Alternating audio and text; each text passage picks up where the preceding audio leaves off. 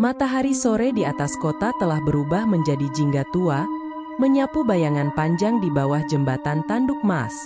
Jembatan itu, sesuai julukannya yang ironis, sebetulnya jauh dari kata emas. Rel besinya sudah berkarat, pilar betonnya ditumbuhi lumut tebal, dan udara di sekitarnya selalu terasa lembab dan berat. Seluruh warga kota tahu bahwa jembatan Tanduk Mas adalah tempat yang angker. Di bawah struktur beton yang megah namun bobrok itu, Risa sedang berjongkok. Gadis berusia 25 tahun itu memegang kamera usangnya, tetapi hari ini, bukan lensa yang menarik perhatiannya. Risa adalah seorang jurnalis investigasi amatir. Baginya, setiap sudut kota adalah naskah berita, dan Tanduk Mas adalah bab yang tak pernah ia sentuh. Sungguh, Riz, aku nggak mengerti kenapa kita harus repot-repot memanjat tempat menjijikan begini hanya untuk estetika, gerutu Andi, sahabatnya, dari bibir sungai dangkal. Andi adalah kebalikan Risa. Risa penuh intuisi dan sedikit nekat. Andi adalah sosok yang logis, skeptis, dan selalu membawa tas pinggang berisi P3K dan hand sanitizer. Andi, kau lihat tekstur pilar ini? Cahaya keemasan dari barat menembus celah-celah beton. Ini masterpiece. Risa berbohong. Jauh di lubuk hatinya, ia datang ke sini bukan untuk foto. Ada tarikan aneh dari jembatan ini, sensasi dingin yang menggelitik punggungnya selama berminggu-minggu. Andi mendengus. Yang aku lihat hanyalah sarang laba-laba dan air comberan. Lebih baik kita pulang sebelum maghrib. Kau tahu kan? Cerita-cerita tentang jembatan ini. Risa tahu. Semua orang tahu. Legenda tentang hantu tanpa kepala yang dulunya adalah korban pembunuhan tak terpecahkan yang mayatnya dibuang di sungai ini, bergentayangan mencari keadilan. Saat itulah Risa melihatnya. Tepat di bawah pilar beton terbesar, di mana arus air menjadi sedikit tenang dan membentuk cekungan kecil, ada sesuatu yang tersangkut. Itu adalah bungkusan karung goni tua, warnanya coklat kusam, hampir menyatu dengan lumpur dan akar-akar pohon yang menjulur.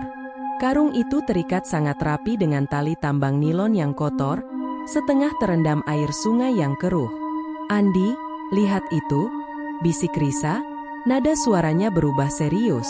Andi mendekat, alisnya berkerut. Cuma karung sampah, Riz. Mungkin sisa proyek pembangunan. Karung sampah tidak diikat serapi itu, Andi. Dan perhatikan, itu terikat ke pilar. Siapa yang repot-repot mengikat sampah ke pilar jembatan? Instingku bilang jangan biarkan. Risa, tanpa menunggu persetujuan, melompat hati-hati ke batu-batu licin dan meraih tali tambang itu. Karung itu terasa berat dan padat, jauh lebih berat dari yang diperkirakan. Andi yang melihat tekad Risa akhirnya menyerah, membantunya menarik bungkusan itu ke daratan kering. Saat karung itu terbaring di tanah, bau anyir tipis, bercampur aroma lumpur, langsung tercium. Risa dan Andi saling pandang. Ketakutan logis Andi mulai bersaing dengan rasa ingin tahu Risa yang tak terkendali. Kita harus panggil polisi, kata Andi, tangannya gemetar. Tidak, jawab Risa cepat. Kalau ini sampah, kita buang. Kalau ini sesuatu, polisi hanya akan menganggapnya kasus lama dan dingin. Aku mau lihat dulu. Risa mengeluarkan pisau lipat kecil dari sakunya dan perlahan memotong ikatan tambang nilon. Setelah lapisan karung goni itu terbuka, isi di dalamnya segera menampakkan diri. Itu bukan mayat utuh. Itu adalah tumpukan pakaian bekas, celana jeans tua dan kemeja flanel yang basah. Tapi yang membuat jantung mereka berdebar kencang adalah bercak-bercak merah kecoklatan yang pekat, yang jelas merupakan sisa darah kering, tidak hanya di pakaian, tetapi juga di bagian dalam karung. Dan di antara tumpukan kain itu, tersembunyi sebuah buku catatan kecil yang sampulnya sudah menguning karena air. Sesuatu yang sangat mengganggu. Risa dengan cepat menyelipkan buku catatan itu ke dalam saku celananya. Andi terkejut, matanya membelalak melihat tindakan Risa. Risa, apa yang kau lakukan? Kita harus serahkan semuanya, protes Andi. Suaranya tertahan. Kita serahkan. Tapi bukan ini. Risa menepuk sakunya, matanya tajam. Karung dan pakaian ini mungkin hanya kasus pembuangan sampah berdarah. Buku ini adalah petunjuk, Andi. Kalau polisi mengambil semua ini, mereka mungkin tidak akan pernah melihatnya sebagai petunjuk vital. Mereka hanya akan melihat sampah dan noda darah. Meskipun Andi sangat tidak setuju dengan keputusan Risa, dia tahu tidak ada gunanya berdebat saat ini. Mereka kemudian menghubungi kantor polisi terdekat, melaporkan bungkusan aneh berisi pakaian berdarah yang mereka temukan. Ketika polisi tiba, mereka memang terlihat tidak antusias. Petugas hanya mencatat secara singkat, memasukkan karung itu ke kantong bukti, dan pergi. Misteri itu telah resmi dianggap dingin. Tapi bagi Risa, ini baru permulaan. Pagi setelah penemuan itu terasa hambar. Risa duduk di meja dapurnya, menyesap kopi dingin, sementara suara Andi mondar-mandir di ruang tamu terdengar kesal. Sudah kuduga. Tadi pagi, berita lokal hanya menyebut temuan benda mencurigakan. Tidak ada tindak lanjut, tidak ada tim forensik. Hanya kasus pembuangan yang tidak menarik, ujar Andi, muncul dengan wajah cemberut. Bagus, kan? Kasus ditutup. Kita aman. Sekarang, kembalikan buku itu ke polisi. Risa menggeleng. Tidak bisa. Lihat ini. Risa meletakkan buku catatan kecil bersampul kuning yang semalam ia sembunyikan. Air telah merusaknya, membuat beberapa halaman menyatu, tetapi di halaman depan, ada sebuah gambar sketsa yang masih jelas. Seekor burung bangau yang sedang terbang, dan di bawahnya, 3 inisial terukir, MSH. Ini bukan hanya tulisan tangan iseng. Ini adalah simbol, Andi, kata Risa, menunjuk sketsa itu dengan jari. Ini adalah clue pertama kita. Polisi bahkan tidak tahu ini ada. Andi menghela napas panjang. MSH. Ada ratusan orang di kota ini dengan inisial itu? Risa. Ya. Tapi berapa banyak yang juga memiliki sketsa burung bangau di buku catatan mereka yang ditemukan dalam karung berdarah di bawah jembatan angker? Risa membalas, matanya berbinar karena tantangan. Inilah alasan dia menjadi jurnalis amatir. Menemukan kepingan yang hilang. Risa segera memulai investigasi mandirinya. Ia menghabiskan hari itu di depan komputer, mencari data orang hilang, korban X, dalam 6 bulan terakhir. Ia membandingkan daftar, mencari nama yang cocok dengan MSH dengan pekerjaan yang mungkin bepergian ke luar kota, mengingat pakaian lama di karung, atau yang memiliki hubungan dengan jembatan Tanduk Mas. Sambil mencari, ia juga menggali sejarah kelam jembatan itu. Jembatan Tanduk Mas ternyata tidak hanya angker. Ditemukan arsip lama yang menyebutkan bahwa pada masa pendudukan, pilar-pilar di sana pernah digunakan sebagai lokasi eksekusi rahasia. Beberapa dekade setelahnya, jembatan itu menjadi tempat favorit untuk membuang barang bukti atau korban dari kejahatan yang tidak terungkap. Semua catatan itu menguatkan aura gelap yang melingkupi tempat itu. Kemudian, Risa menemukan kisah yang paling penting, legenda hantu tanpa kepala. Hantu itu, menurut cerita lama, adalah seorang petani lokal yang dibunuh secara brutal karena menolak menyerahkan tanahnya kepada penguasa gelap sekitar 70 tahun yang lalu. Kepala pria itu dipenggal dan dilemparkan ke bagian terdalam sungai, sementara badannya diseret dan dibuang di tempat lain.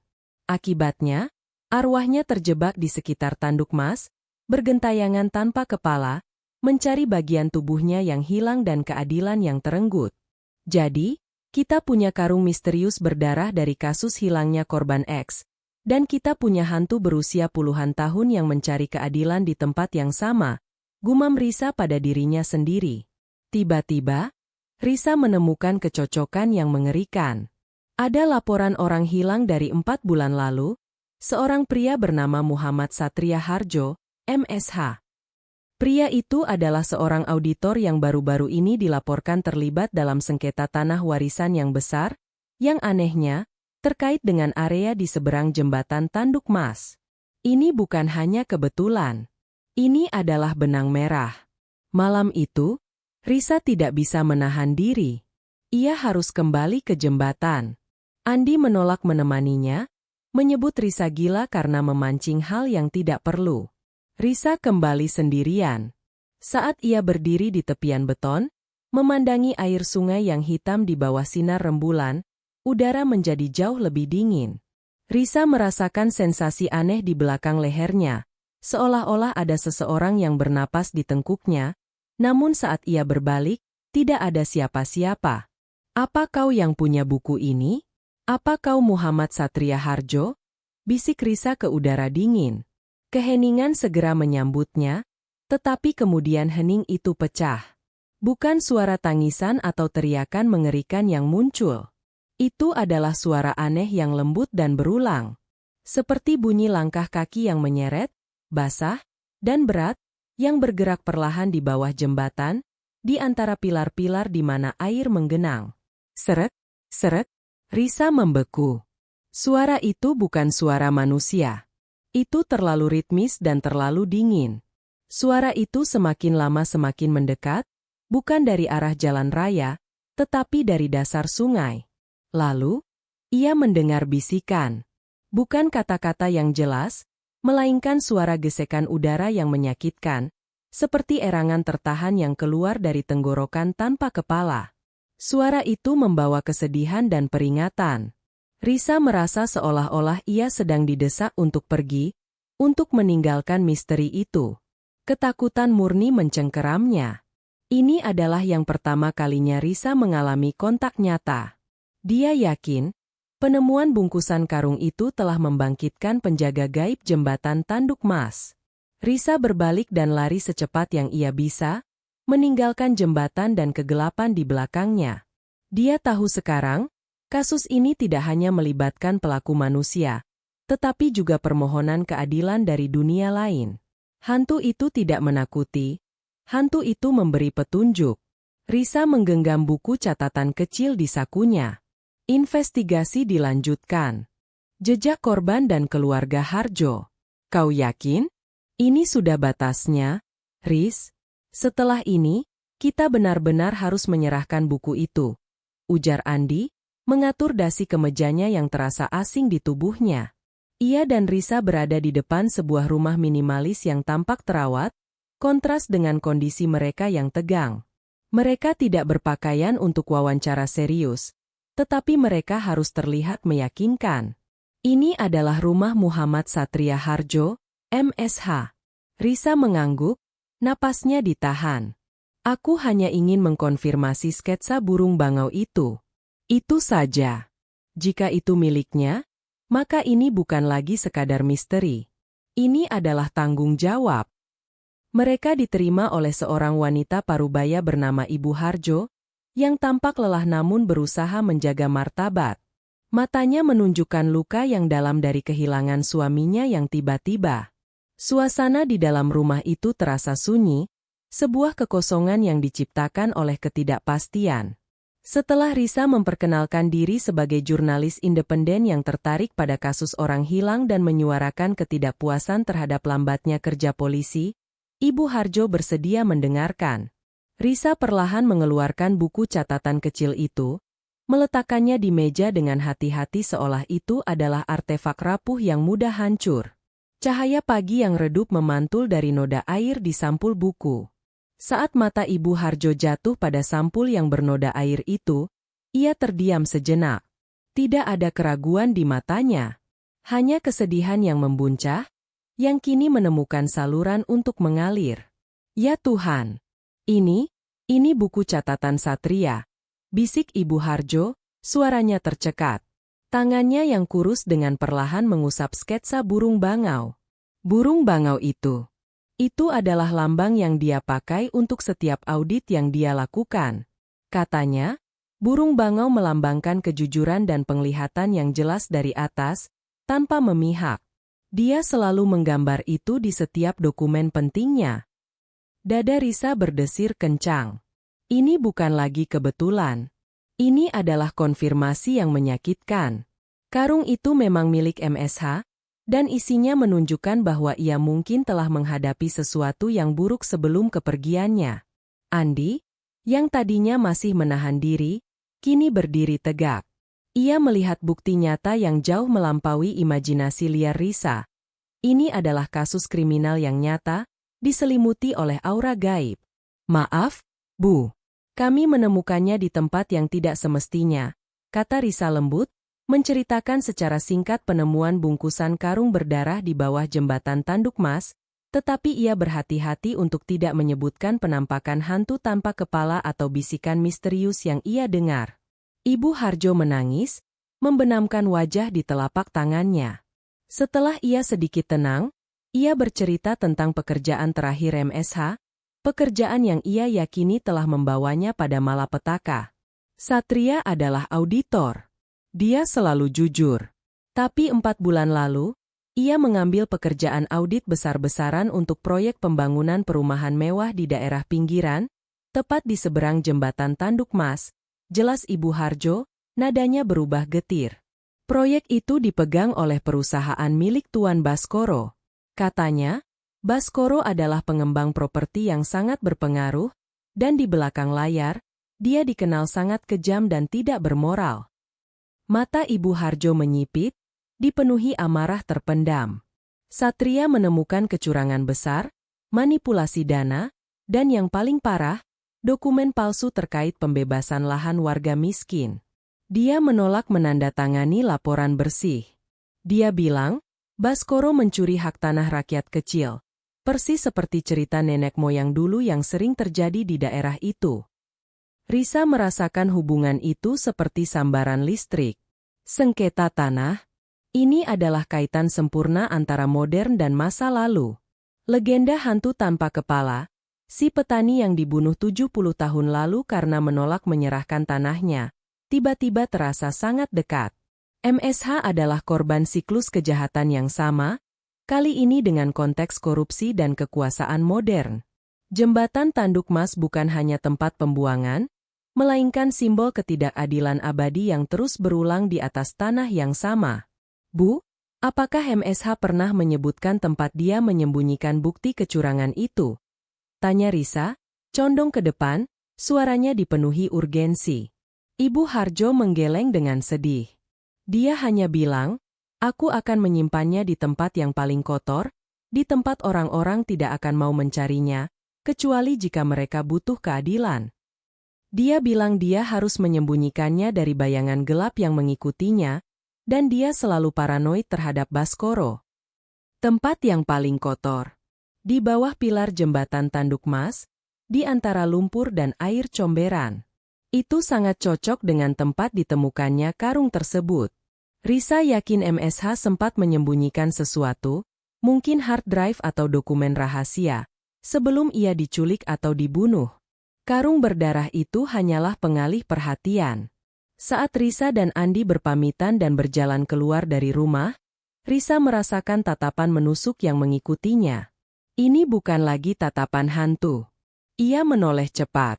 Di seberang jalan, sebuah mobil hitam mewah dengan kaca film gelap diparkir agak jauh. Jendela pengemudi diturunkan sedikit, dan Risa hanya sempat melihat sekilas bayangan kepala yang besar dan rahang yang keras sebelum jendela itu menutup kembali dengan gerakan cepat dan mulus. Mobil itu tampak sangat mahal dan berkelas, jauh dari kendaraan warga biasa. Itu terlalu cepat, terlalu singkat untuk dipastikan, tetapi rasa dingin murni menjalar di tengkuk Risa.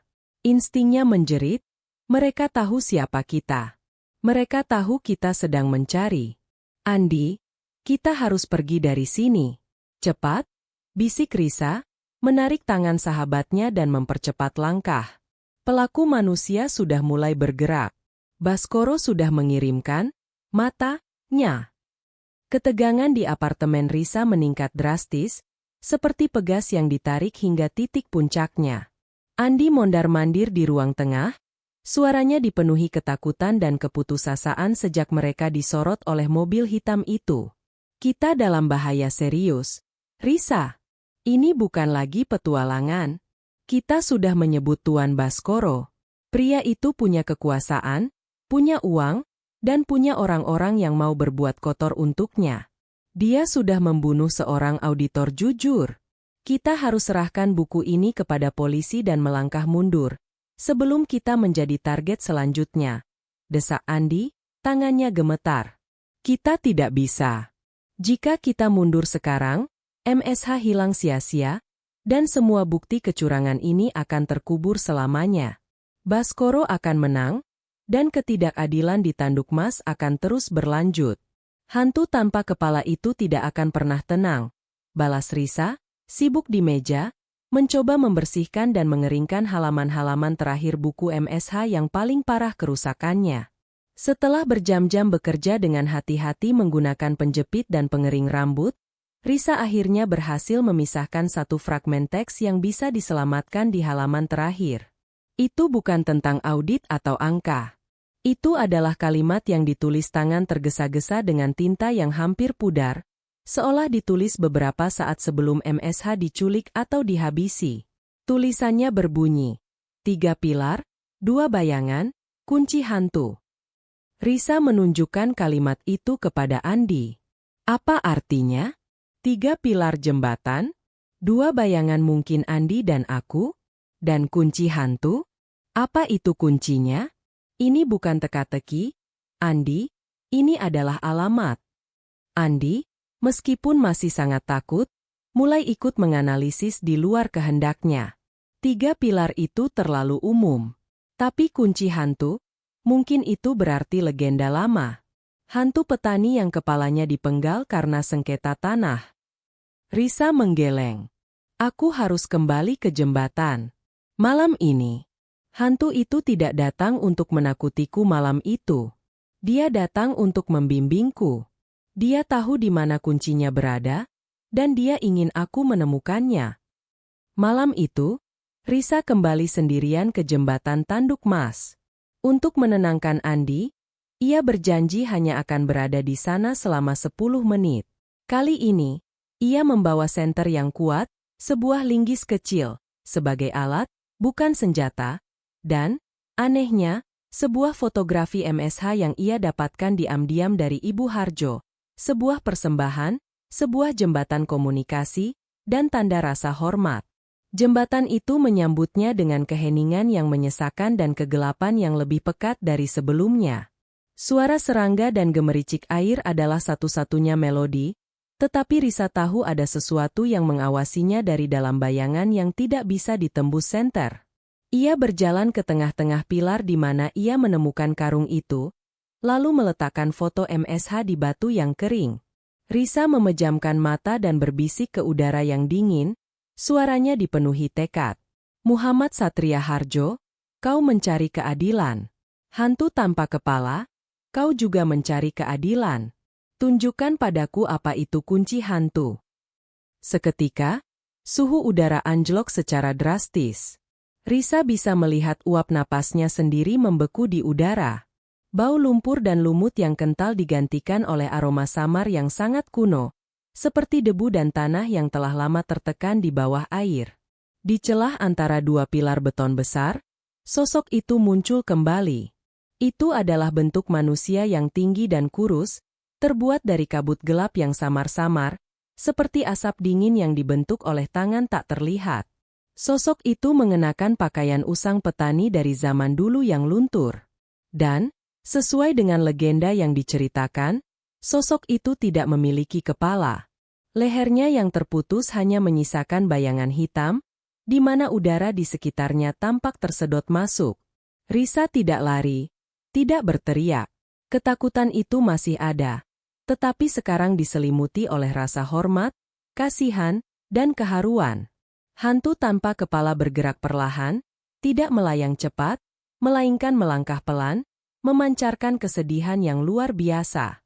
Sosok itu melangkah maju dan berhenti tepat di depan Risa, di dekat pilar yang paling dekat dengan lokasi penemuan karung. Kemudian, ia melakukannya. Lengan hantu itu terangkat, menunjuk bukan ke sungai yang dalam, tetapi ke pilar beton jembatan yang berdiri kokoh di sebelah kiri Risa. Tangannya yang tembus pandang menunjuk dan menarik ke bawah, seolah-olah memaksa Risa untuk melihat sesuatu yang tersembunyi. Hantu itu mengulanginya, kali ini tangannya menyentuh beton pilar, dan dalam sekejap, bayangan hantu itu memanjang dan menipis di permukaan pilar, menunjuk langsung ke sebuah celah retakan horizontal yang tampak seperti garis tipis, hampir tak terlihat, di pilar kokoh tersebut. Retakan itu berada tepat sejajar dengan permukaan air saat musim kemarau. Itu adalah lokasi yang mustahil terlihat jika tidak diperhatikan secara saksama. Risa menggigil, bukan karena dingin, tetapi karena pemahaman. 3 pilar, 2 bayangan, kunci hantu. 3 pilar adalah tiang-tiang utama. 2 bayangan adalah saksi yang akan membawa keadilan. Dan kunci hantu adalah petunjuk ini, celah rahasia di dalam pilar. Retakan itu terlalu rapi dan tersembunyi untuk terjadi secara alami. Itu adalah tempat persembunyian yang sengaja dibuat oleh MSH. Tepat saat Risa mengangkat senternya untuk memeriksa celah itu lebih dekat, hantu itu tiba-tiba tersentak. Sosok kabutnya bergetar hebat, seperti asap yang ditiup badai. Tiba-tiba, ia berbalik, bukan menunjuk ke pilar, melainkan menunjuk ke arah jalan raya di atas jembatan. Itu adalah peringatan yang paling jelas yang bisa diberikan oleh arwah. Risa mendengar suara deru mesin mobil yang berat dan teredam dari atas jembatan. Itu bukan mobil biasa, itu suara mesin yang kuat dan perlahan berhenti, diikuti oleh suara pintu mobil yang dibanting keras. Mereka sudah tiba. Hantu tanpa kepala, sebelum menghilang sepenuhnya kembali ke kegelapan lumpur, sempat menoleh sekali lagi ke arah Risa. Dalam gerakan yang sangat cepat dan tegas, sosok itu mengangkat tangan kosongnya ke atas, menyilang di atas lehernya yang hilang, sebuah isyarat perlindungan, atau mungkin sebuah larangan, jangan ke atas. Tinggal di bawah. Risa kini tahu. Bahaya sebenarnya bukanlah hantu yang mencari keadilan, melainkan Tuan Baskoro dan bayangan gelapnya. Pelaku manusia sudah datang untuk mengambil apa yang ditinggalkan MSH, atau lebih buruk, untuk menghilangkan Risa. Risa segera mematikan senternya dan merangkak ke balik pilar, bersembunyi di balik akar beringin tebal. Ia harus mencapai celah rahasia itu, kunci hantu, sebelum orang-orang Baskoro mencapai dasar jembatan dan menemukan dirinya. Risa merangkak cepat di antara rimbunnya akar beringin yang menjulur dari tepi sungai. Jantungnya berdebar kencang, menyaingi detak sepatu bot berat yang kini terdengar jelas dari atas tebing jembatan. Ada 2 atau 3 orang yang turun. Mereka bergerak dengan suara yang tidak tergesa-gesa, menandakan rasa percaya diri bahwa mereka adalah satu-satunya manusia yang berada di area itu. Seret, seret, suara lengket langkah kaki yang diseret, suara hantu tanpa kepala, tidak terdengar lagi. Risa kini sepenuhnya sendiri, berhadapan langsung dengan ancaman fisik yang nyata. Dia mencapai pilar beton yang ditunjuk oleh arwah itu. Tangannya yang dingin meraba celah retakan horizontal. Retakan itu sebenarnya adalah garis sambungan tipis, di mana lapisan semen tipis di atasnya tampak sengaja ditutup untuk menyamarkannya. Risa mengeluarkan linggis kecil yang dibawanya dan mulai mencungkil. Semen yang menutupi celah itu terasa rapuh. MSH pasti membuatnya agar mudah dibuka oleh dirinya sendiri, atau orang yang ia percayai. Saat celah itu terbuka, Risa menemukan sebuah kotak baja kecil, kedap air, dan berkarat, yang diselipkan dengan rapi di dalam rongga pilar. Risa menariknya keluar tepat saat ia mendengar suara gerutuan dan sumpah serapah dari tepi sungai. Orang-orang Baskoro sudah mencapai dasar jembatan, senter mereka menyapu area di mana Risa dan Andi menemukan karung berdarah itu. Cari di mana-mana. Bajingan itu pasti menaruhnya di sini. Terdengar suara berat seorang pria. Risa panik, menyadari mereka bukan mencari bungkusan karung, melainkan kotak ini. Dia dengan cepat menyelinap lebih dalam ke dalam kegelapan di balik akar beringin, mencoba membuka kotak itu dalam keheningan total. Kotak itu terkunci. Di tengah keputusasaan, Risa teringat. Kunci hantu. Dia harus mencari kunci fisik. Tangannya meraba-raba kembali area di celah tempat kotak itu disembunyikan. Matanya yang kini terbiasa dengan kegelapan melihat sesuatu yang berkilauan kecil, nyaris tertutup lumpur kering.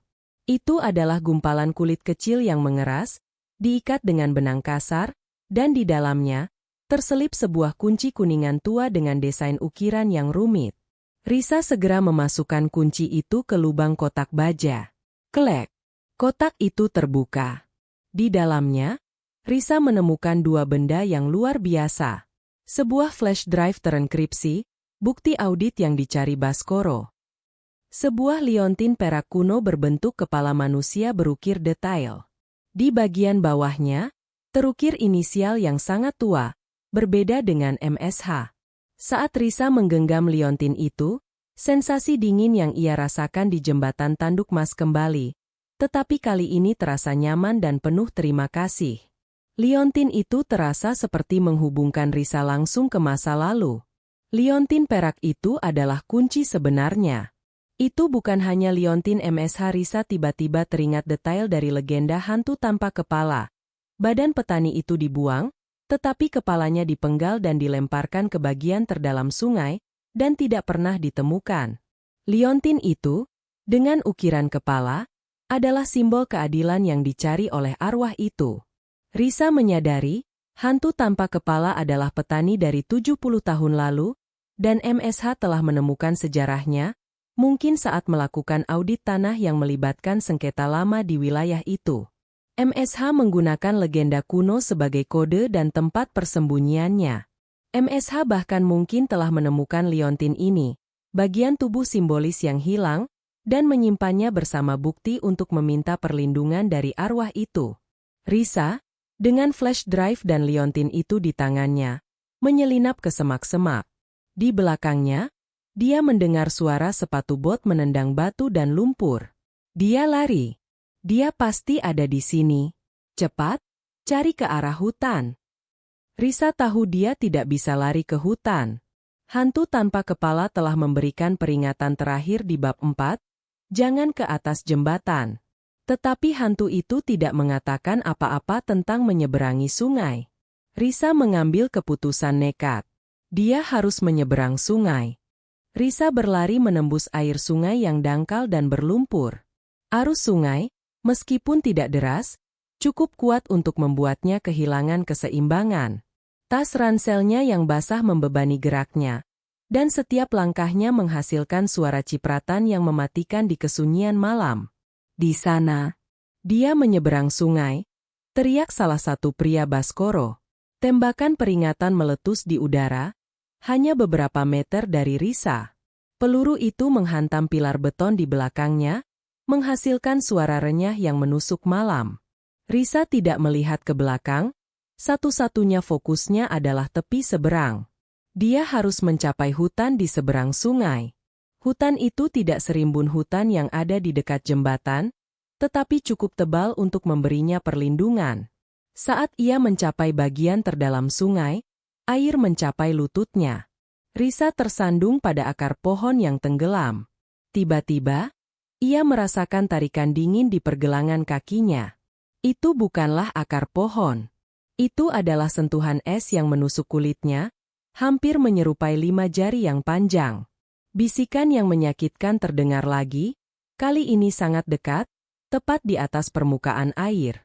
Itu bukan bisikan kemarahan, tetapi bisikan putus asa yang tercekik. Risa tahu, hantu tanpa kepala menahannya. Arwah itu tidak ingin Risa pergi, atau mungkin dia ingin Risa tahu ada sesuatu yang lebih di bagian sungai ini. Risa berjuang, mencoba menarik kakinya dari lumpur dan cengkeraman gaib itu. Lepaskan aku. Aku akan membantumu. Aku akan memberimu keadilan. Teriak Risa dalam hati, tidak berani bersuara keras. Saat Risa mengatakan, keadilan, cengkeraman dingin itu tiba-tiba menghilang. Sebaliknya, Risa merasakan dorongan kuat di punggungnya, seperti didorong oleh energi tak terlihat, mendorongnya menuju tepi seberang. Hantu itu telah mendengar dan menyetujui, memberinya restu dan bantuan terakhir. Risa meluncur ke tepi sungai dan bersembunyi di balik sebatang pohon besar. Senter pria-pria Baskoro menyapu air. Mereka melihat cipratan air, tetapi mereka tidak bisa melihat Risa. Sialan! Dia hilang. Cari di seberang. Jangan biarkan dia lari dengan bukti-bukti itu. Risa merasakan ketakutan baru. Sekarang mereka tahu dia memiliki bukti. Dia menyelinap masuk ke dalam hutan, berlari sejauh mungkin dari sungai. Begitu ia merasa aman, Risa berhenti dan mengeluarkan isi kotak baja itu. Liontin kuno itu masih terasa dingin dan berat di tangannya. Risa menggunakan kamera ponselnya untuk mengambil gambar ukiran di liontin itu. Ada inisial yang sangat usang di bagian belakangnya, ST. ST sama sekali tidak mirip dengan MSH. Risa membuka flash drive terenkripsi itu. Ia harus segera mencari tempat untuk membuka flash drive itu dan memahami bukti yang telah MSH tinggalkan. Tetapi saat Risa mengaktifkan layar ponselnya, ia melihat detail penting di balik liontin itu, di mana MSH mungkin sengaja menyembunyikannya. Di bawah inisial ST yang terukir, MSH telah mengukir sebuah angka kecil dengan ujung pisau atau kunci, 70. 70 tahun.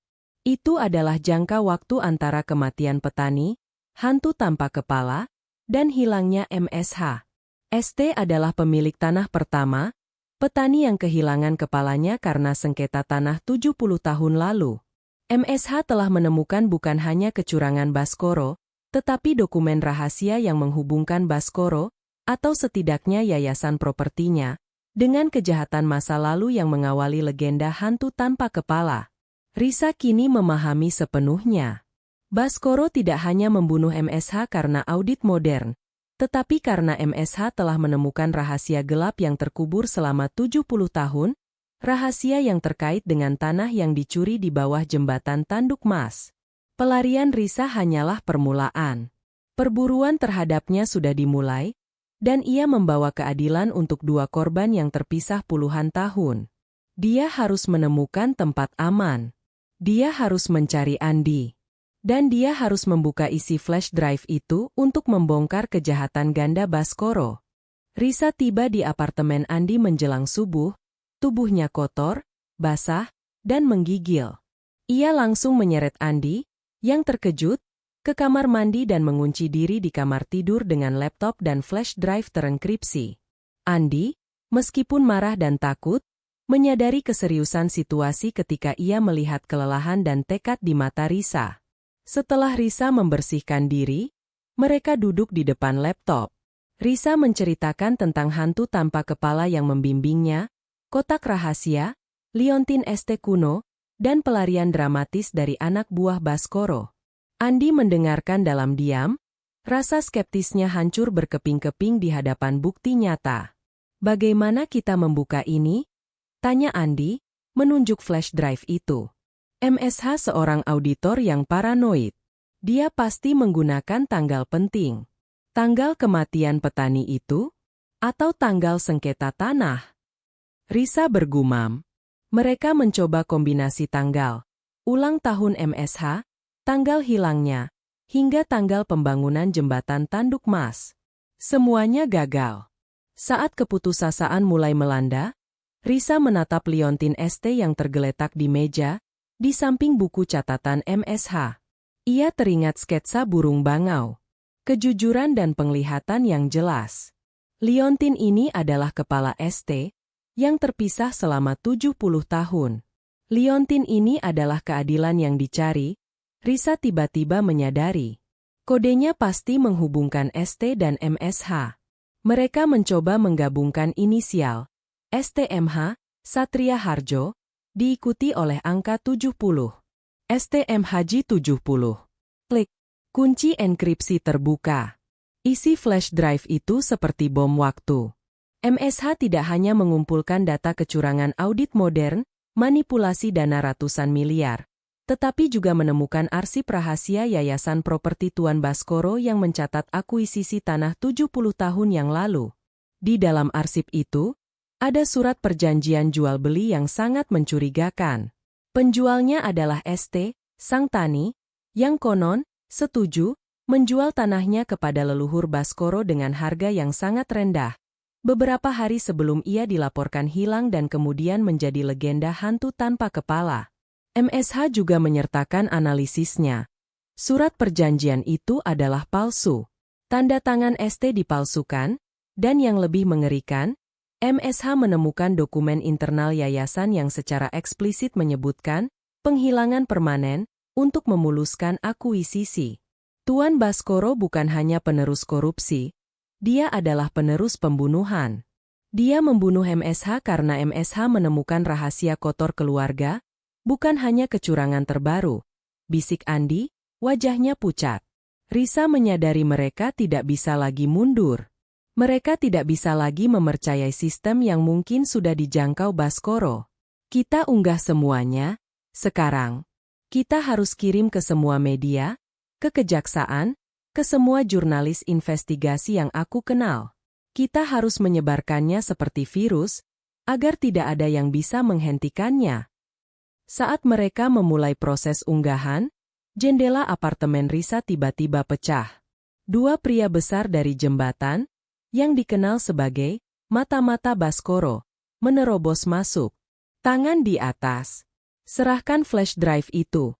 Teriak salah satu pria, suaranya menggelegak. Risa dan Andi melompat. Andi dengan refleks mencabut kabel internet, sementara Risa meraih laptop dan berlari ke dapur. Pertarungan kini bukan lagi melawan hantu, tetapi pertarungan untuk waktu dan kebenaran.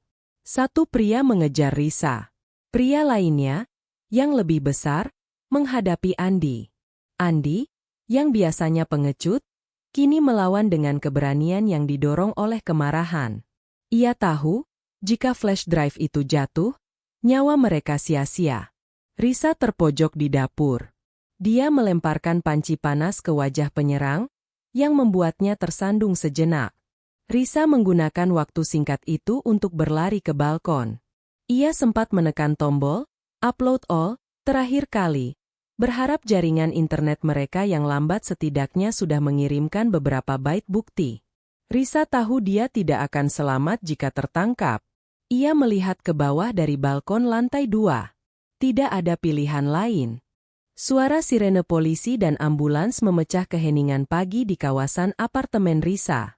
Risa tidak melompat dari balkon. Saat ia terdesak, Andi, yang berhasil menjatuhkan pria besar di ruang tamu, berlari ke arahnya dan menariknya kembali. Mereka berdua terhuyung-huyung ke kamar mandi, mengunci diri tepat saat kedua preman Baskoro berhasil mendobrak pintu dapur. Namun, Baskoro terlambat. Risa telah mengatur timer pada email yang berisi tautan unduhan dokumen flash drive. Dalam persembunyian mereka mendengar suara ponsel preman itu berdering keras. Ternyata, berita awal telah pecah di media sosial. Dokumen rahasia ungkap korupsi tanah ganda, libatkan pengembang properti Baskoro. Tangan-tangan hukum segera bergerak cepat setelah bukti itu menyebar. Polisi tiba beberapa menit kemudian, merespons laporan warga tentang suara tembakan di dekat jembatan Tanduk Mas malam sebelumnya dan, yang lebih penting, laporan anonim mengenai pembobolan dan ancaman.